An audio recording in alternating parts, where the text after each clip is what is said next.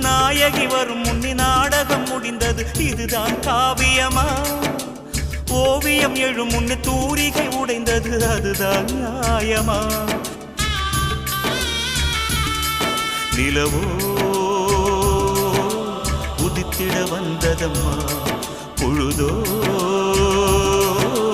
விடிந்திட போகுதம்மா.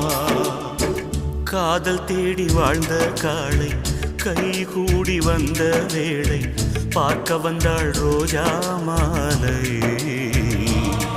அவ பார்க்கும் முன்னே என்ன லீலை.